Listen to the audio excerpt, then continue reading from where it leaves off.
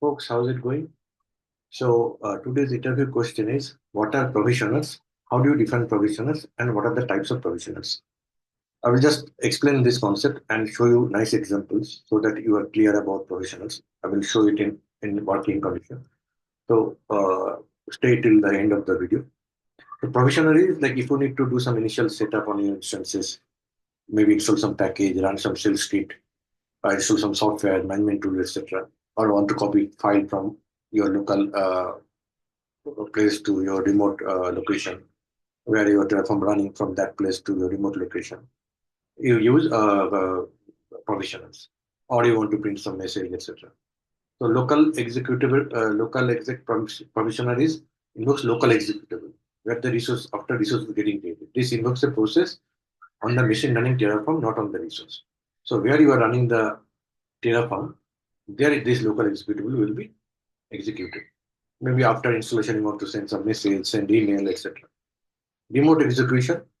Remote execution will be doing on the remote machine, where the resource you have created the EC2 instance, and there you want to install some software. Let's say. So there are three types of provisioners. Local exit.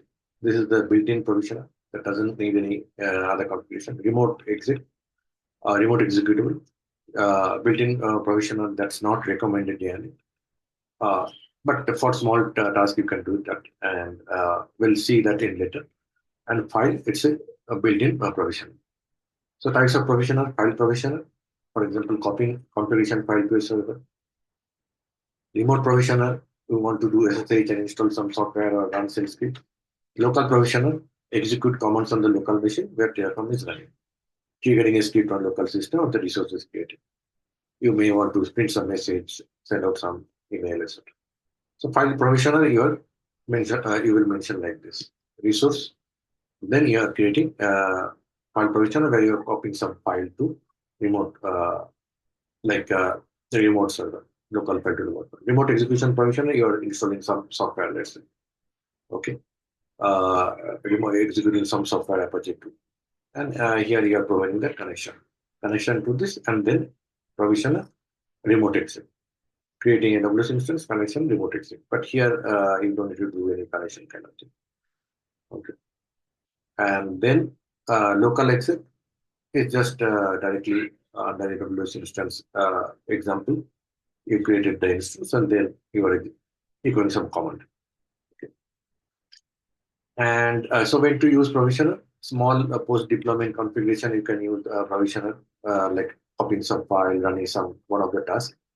But bad use case will be like if you want to like complete configuration manual, etc. Better use Ansible, say for Puppet. That will be better option.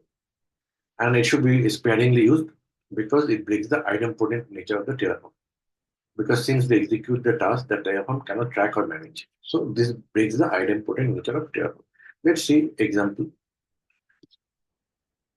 So here I have on main.tf file. Here what I'm doing, I'm creating AWS EC2 instance, AWS EC2 key, and then in this EC2 instance, I'm starting the EC2 instance, and I will run that local that file provisioner to copy uh, file. Here I'm copying a file hello.txt from my local path to that remote, local path to remote from remote to hello.txt. I will show you this. It's in my local machine. This is file provisioner. Remote, I'm using remote exec. I'm using remote executable is for installing the Apache 2. And there will be finally local exec. Just echoing, printing, job is done. File provisioner for copying a file, remote executing some software, and local just printing message, job is done. Okay. So we'll run this now.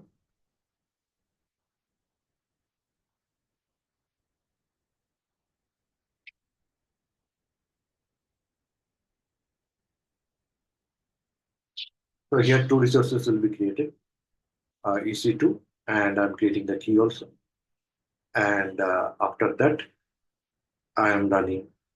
Okay, it's done. Two resource two will be added. Zero change, zero restore, and then I apply. Yeah. So I'll be creating EC2 instance, and then run a file provisioner, which will copy my local file. That file I will show you now after this command is executed.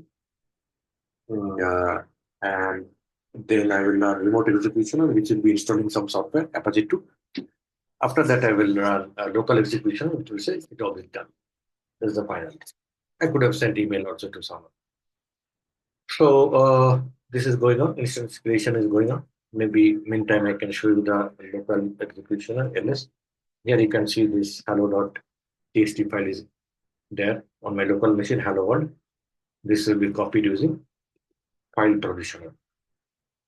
So now it's setting up it's creating the instance. Now it's going. It's executing remote execution. Okay, remote execution is going on. So it's doing apt-get update. Then it will do apt-get install. Okay, so this remote execution is going on.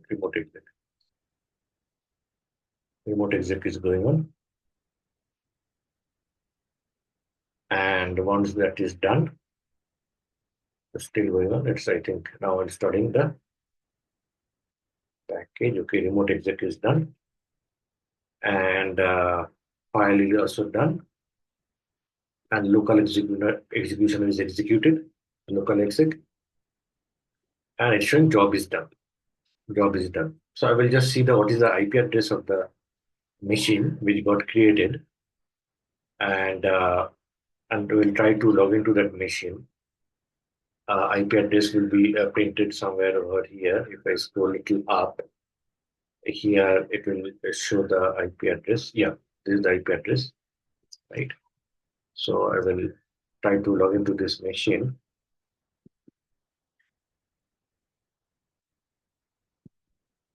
And this will be Ubuntu add IP address. So this is the new instance got created, and I'm logging into that new instance. This is created by Terraform, and I logged into this. And here under home Ubuntu folder, I can see hello.txt. It's on the remote machine I logged into, and this file got copied from my local machine.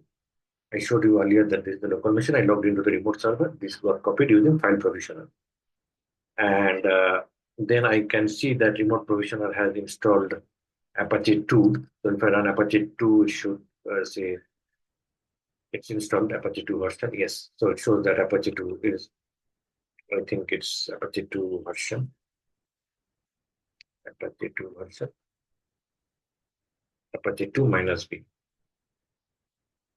Yes, so it's installed. Apache 2 got also installed using remote execution and local execution. We have seen that it printed job is done at the end. Job is done here. In my local execution, the job is done is printed here. Okay, now let's go to this question. Why should provisioner be used sparingly in Terraform? What is the correct answer? They make Terraform execution quite slow. They break the idempotent nature of Terraform by introducing external commands or action. They may introduce unintended bugs. They need very high node to run.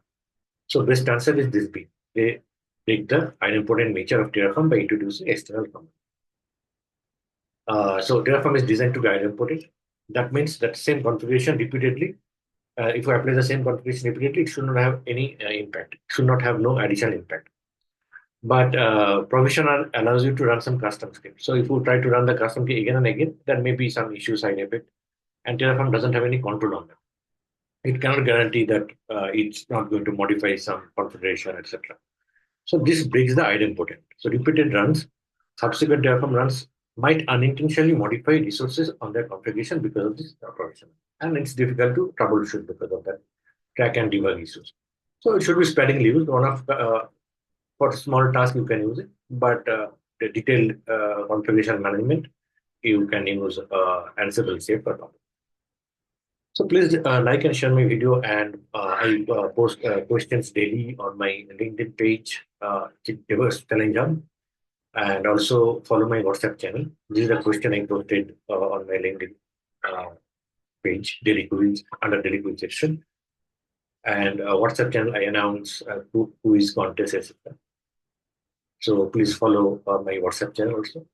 And thank you for watching this video.